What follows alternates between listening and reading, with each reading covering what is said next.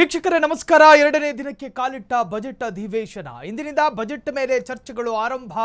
ಆಡಳಿತ ಹಾಗೂ ಪ್ರತಿಪಕ್ಷಗಳ ನಡುವೆ ಘರ್ಷಣೆ ಸಾಧ್ಯತೆ. ಬಜೆಟ್ ಚರ್ಚೆಯ ವೇಳೆಯೇ ಜಟಾಪಟಿ ಪ್ರಾರಂಭಗೊಂಡಿದೆ.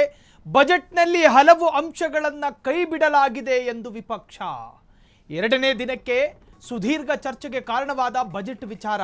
ಇವತ್ತಿನಿಂದ ಬಜೆಟ್ ಪ್ರಾರಂಭ, ಅರ್ಥಾತ್ ಬಜೆಟ್ ಆದ ಬೆನ್ನಲ್ಲೇ ಚರ್ಚೆಗಳು ಪ್ರಾರಂಭ. ಆಡಳಿತ ಹಾಗೂ ಪ್ರತಿಪಕ್ಷಗಳ ನಡುವೆ ಘರ್ಷಣೆಯೂ ಕೂಡ ಆರಂಭಗೊಂಡಿದೆ. ಬಜೆಟ್ ಚರ್ಚೆಯ ವೇಳೆಯೇ ಜಟಾಪಟಿ ಆರಂಭ. ಬಜೆಟ್ ಅನ್ನೋದು ಪ್ರಜಾಪ್ರಭುತ್ವ ಸಿಸ್ಟಮ್ ಇರುವ ದೇಶದ ಸೌಂದರ್ಯ ಆದರೆ ಗಲಾಟೆ ಅನ್ನೋದು ವಿಧಾನಸೌಧದ ಮೂಲಭೂತವಾದಂತಹ ವರ್ತನೆ. ಸಾಲ ಮಾಡಿ ಬಜೆಟ್ ಮಂಡಿಸಿದ್ದೀರಾ ಎಂದು ಬೇಸರ ಹೊರ ಹಾಕಿರುವಂತಹ ಅಥವಾ ಹಾಕೋದಕ್ಕೆ ಸಾಧ್ಯತೆ ಇರುವಂತಹ ವಿಪಕ್ಷದ ನಾಯಕರು ಬೇರೆ ಬೇರೆ ವಿಷಯಗಳನ್ನು ಮುಂದಿಟ್ಟುಕೊಂಡು ಚರ್ಚೆ ಸಾಧ್ಯತೆ. ದಲಿತ ಒಳ ಮೀಸಲಾತಿಯ ಬಗ್ಗೆ ಕೆದಕಲಿರುವ ಬಿಜೆಪಿ ಶಾಸಕರು. ನೇಮಕಾತಿ ಮುಂಬಡ್ತಿಯಲ್ಲಿ ಒಳ ಮೀಸಲಾತಿ ಗೊಂದಲ ವಿಚಾರವನ್ನು ಕೂಡ ಪ್ರಸ್ತಾಪ ಮಾಡೋ ಸಾಧ್ಯತೆಗಳಿದ್ದಾವೆ.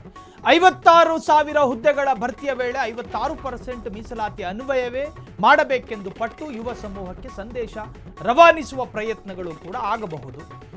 ದಲಿತ ಸಮುದಾಯವನ್ನ ತಮ್ಮತ್ತ ಸೆಳೆಯೋದಕ್ಕೆ ಇದನ್ನ ಬಳಸಿಕೊಳ್ಳುವ ಸಾಧ್ಯತೆಗಳಿದ್ದಾವೆ. SC 17%, ST 7% ಮೀಸಲಾತಿ ಕೊಟ್ಟವರು ನಾವೆಂದೂ ಬಿಂಬಿಸುವ ಪ್ರಯತ್ನ. ಬೆಲೆ ಏರಿಕೆಯ ಬಗ್ಗೆಯೂ ಕೂಡ ಸರ್ಕಾರದ ವಿರುದ್ಧ ಹರಿಹಾಯಲಿರುವ ಪ್ರತಿಪಕ್ಷಗಳು. ಇಂದಿನಿಂದಲೇ ಸದನದಲ್ಲಿ ಮಾತಿನ ಕದನ ಶುರುವಾಗೋ ಸಾಧ್ಯತೆಗಳಿದ್ದಾವೆ.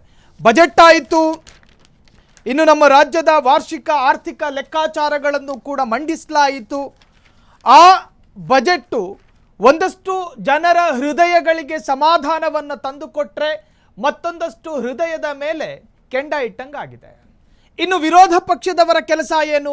ಆಡಳಿತಾರೂಢ ಪಕ್ಷದ ಎಡವಟ್ಟು ಮತ್ತು ಪ್ರಮಾದಗಳನ್ನು ಗುರುತು ಮಾಡಿ ಅದನ್ನು ವೈಭವೀಕರಿಸೋದು, ಜೊತೆಗೆ ತಿದ್ದಿ ತೀಡೋದು ಅನ್ನೋದು ಸಿಸ್ಟಮು. ಆದರೆ ಇಲ್ಲಿ ಆಗ್ತಾ ಇರೋದು, ನಮ್ಮ ಆಡಳಿತಾವಧಿಯಲ್ಲಿ ಕರ್ನಾಟಕ ರಾಜ್ಯದ ಮೇಲೆ ಇಷ್ಟು ಪ್ರಮಾಣದ ಸಾಲಗಳಿರಲಿಲ್ಲ. ಸಾಲ ಇತ್ತು, ಆದರೆ ಇಷ್ಟು ಪ್ರಮಾಣದಲ್ಲಿ ಇರಲಿಲ್ಲ.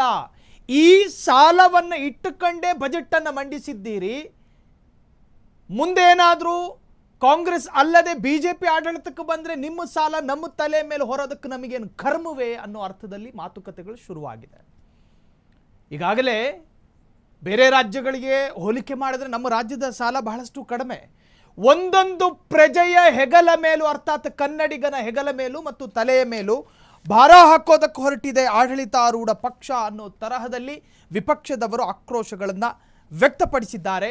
ಇನ್ನು ಬಜೆಟ್ ಅನ್ನೋದು ಅವಾಸ್ತವ, ಅವೈಜ್ಞಾನಿಕ ಅನ್ನೋ ಅರ್ಥದಲ್ಲೂ ಕೂಡ ಚರ್ಚೆಗಳಾಯಿತು.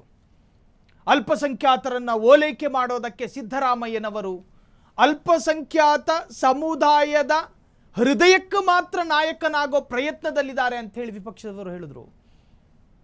ಈಗ ಬಜೆಟ್ ಮಂಡನೆ ಆಯಿತು. ಬಜೆಟ್ ಮಂಡನೆಯಾಗಿ ಎರಡನೇ ದಿನಕ್ಕೆ ಕಾಲಿಟ್ಟಾಗ ಆ ಬಜೆಟ್ನಲ್ಲಿ ಆಗಿರ್ತಕ್ಕಂತಹ ಎಡವಟ್ಟುಗಳು, ಇದನ್ನು ಹಿಂಗೆ ಮಾಡಬಾರ್ದಾಗಿತ್ತು ಅನ್ನೋದು ಈಗ ವಿಪಕ್ಷದವರ ಗಟ್ಟಿ ಧ್ವನಿಯ ಕೂಗು. ಸಿದ್ದರಾಮಯ್ಯನವರೇ, ನೀವು ಎಡವಟ್ಟು ಮಾಡ್ಕೊಂಡಿದ್ದೀರಿ. ನಿಮ್ಮನ್ನು ನೀವು ಅರ್ಥಶಾಸ್ತ್ರಜ್ಞರು ಅಂತ ಕರೀತೀರಿ. ರಾಜ್ಯ ಮಟ್ಟದ ಅನೇಕ ನಾಯಕರು ನಿಮ್ಮನ್ನು ಎಕನಾಮಿ ಎಕ್ಸ್ಪರ್ಟು ಅಂತ ಕರೀತಾರೆ. ಆದರೆ ನೀವು ಮಾಡಿದ್ದೋ ಅರ್ಥಶಾಸ್ತ್ರವನ್ನೇ ಅಲ್ಲೋಲ ಕಲ್ಲೋಲ ಮಾಡಿದ್ದೀರಿ. ಯಾವ ಸಮುದಾಯಕ್ಕೆ ಎಷ್ಟು ಇಟ್ಟಿದ್ದೀರಿ, ಯಾವ ಕ್ಷೇತ್ರಕ್ಕೆ ಎಷ್ಟಿಟ್ಟಿದ್ದೀರಿ, ಒಳ ಮೀಸಲಾತಿ ವಿಚಾರದಲ್ಲಿ ನಿಮ್ಮ ಸರ್ಕಾರ ಮಾಡಿರೋದೇನು.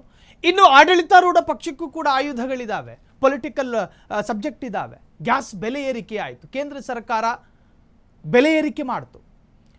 ಬೆಲೆ ಏರಿಕೆಯ ವಿರುದ್ಧ ಧ್ವನಿ ಎತ್ತೋದಕ್ಕೆ ಬಿಜೆಪಿಗರು ಯಾರೂ ತಯಾರಿಲ್ಲ. ಆಡಳಿತಾರೂಢ ಪಕ್ಷದಲ್ಲಿಯೂ ಕೂಡ ಒಂದಷ್ಟು ಪೊಲಿಟಿಕಲ್ ಸಬ್ಜೆಕ್ಟ್ಗಳಿದ್ದಾವೆ. ಇನ್ನು ಬಜೆಟ್ ವಿಚಾರದಲ್ಲಿ ವಿಪಕ್ಷದವರಲ್ಲಿಯೂ ಕೂಡ ಒಂದಷ್ಟು ರಾಜಕೀಯ ಅಸ್ತ್ರಗಳಿದ್ದಾವೆ. ಇವೆಲ್ಲವೂ ಕೂಡ ಇವತ್ತು ಚರ್ಚೆಯಾಗುವ ಸಾಧ್ಯತೆಗಳಿದೆ. ಸಂಸತ್ತಿನ ಬಜೆಟ್ ಅಧಿವೇಶನದ ದ್ವಿತೀಯಾರ್ಧ ಸೋಮವಾರದಿಂದ ಪುನರಾರಂಭವಾಗಲಿದ್ದು, ರಾಜ್ಯದಲ್ಲೂ ಕೂಡ ಬಜೆಟ್ನ ಎರಡನೇ ದಿನದ ಚರ್ಚೆಯೂ ಕೂಡ ಪ್ರಾರಂಭ ಆಗಿದೆ. ಬಜೆಟ್ನಲ್ಲಿ ಹಲವು ಅಂಶಗಳನ್ನು ಕೈಬಿಡಲಾಗಿದೆ ಅನ್ನೋ ಆಕ್ರೋಶ, ಸಾಲ ಮಾಡಿ ಬಜೆಟ್ ಮಂಡಿಸಿದ್ದೀರಾ ಎಂದು ಬೇಸರ ಹೊರಹಾಕಲಿರುವಂತಹ ಪ್ರತಿಪಕ್ಷಗಳು ಬೇರೆ ಬೇರೆ ವಿಷಯಗಳನ್ನು ಮುಂದಿಟ್ಟುಕೊಂಡು ಅಟ್ಯಾಕ್ ಮಾಡುವ ಸಾಧ್ಯತೆಗಳಿದ್ದಾವೆ. ದಲಿತ ಒಳ ಮೀಸಲಾತಿಯ ಬಗ್ಗೆ ಕೆದಕಲಿರುವ ಬಿಜೆಪಿ ಶಾಸಕರು, ನೇಮಕಾತಿ ಮುಂಬಡ್ತಿಯಲ್ಲಿ ಒಳ ಮೀಸಲಾತಿ ಗೊಂದಲ, 56,000 ಹುದ್ದೆಗಳ ಭರ್ತಿಯ ವೇಳೆ 56% ಮೀಸಲಾತಿ ಅನ್ವಯವೇ ಮಾಡಬೇಕೆಂದು ಪಟ್ಟು ಹಿಡಿಯುವ ಸಾಧ್ಯತೆಗಳಿದ್ದಾವೆ. ಯುವ ಸಮೂಹಕ್ಕೆ ಸಂದೇಶ ರವಾನಿಸುವ ಪ್ರಯತ್ನ. ಆಡಳಿತಾರೂಢ ಪಕ್ಷವನ್ನು ಕಟ್ಟಿ ಹಾಕೋದಕ್ಕೆ ಪ್ರತಿಪಕ್ಷಗಳು ಪ್ರಯತ್ನ ಮಾಡಬಹುದು.